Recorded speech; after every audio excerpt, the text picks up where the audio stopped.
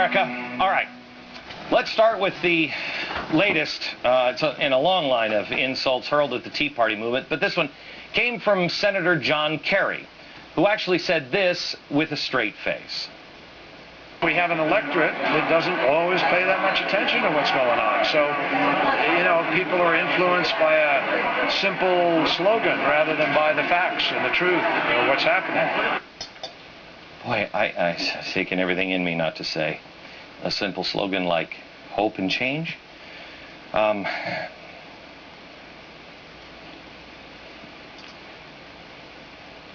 me if this isn't true. The American people, at least in my lifetime, have never been so connected to their own history. I have never, in the history of, in my lifetime, I have never seen people show more that they care about the actual process of what's happening. We're making sausage in Washington, and they care, and they're paying attention. For the first time in my lifetime, the people of this country know that the founders are counting on them. They know, absolute firm reliance on the knowledge that when the three branches failed, the media was supposed to stop it. And once the media failed, the only thing standing between fascism or chaos and the American people are the American people.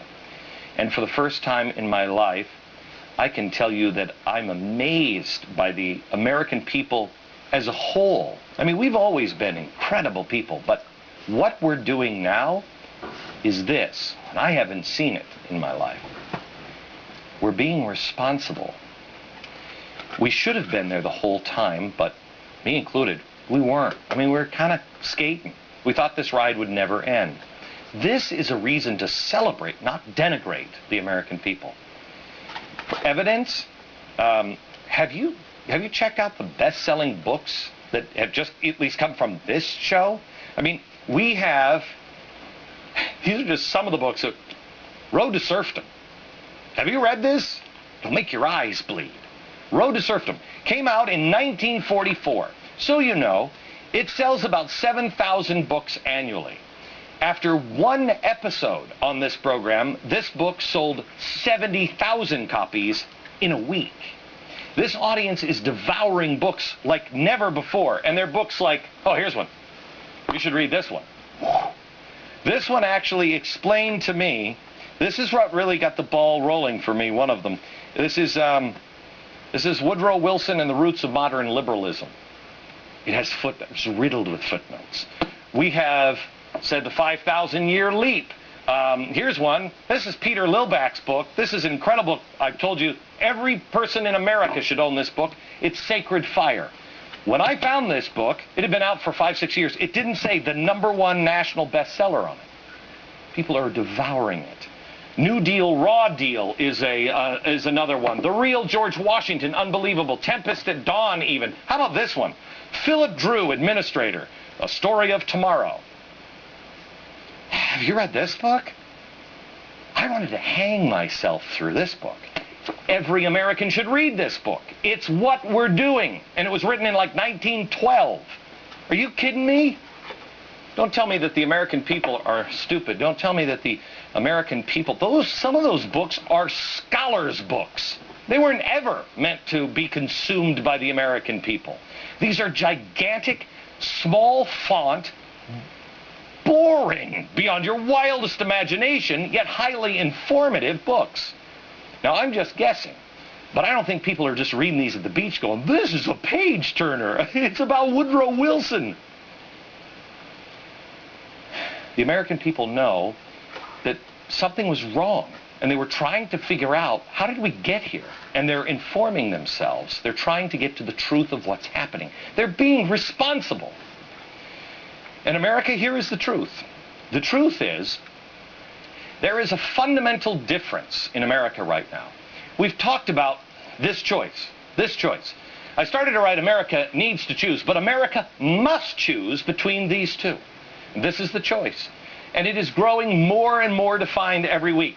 Do we believe in a government that is constitutional, limited federal power, has a low flat tax, whatever kind of tax, lower taxes, limited federal spending, personal responsibility, and a government that helps those who cannot help themselves, not helps those who will not help themselves. Do we believe in this? Or choice two is a big progressive government. And this is the choice that we keep going through. Republican, Democrat, big progressive. The Republicans, they'll be telling you what to do in your bedroom. The Democrats will be telling you what you're going to do in every room. I don't want them in my bedroom. I don't want them in my living room. I don't want them in any room. I feel like Cat in the Hat here. I don't want them to have this much power. Why? Because our founders knew this. The founders knew people are flawed. They're flawed. And power corrupts. Now, Cass Sunstein, he's the latest.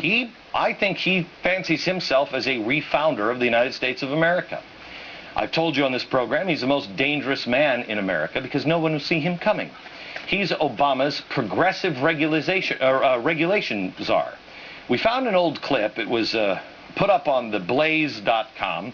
Here he is, pretty much spelling out everything this show has told you in the past. Watch. Some conservative legal thinkers like Justice Scalia and Justice Thomas think that the Constitution means what it originally meant.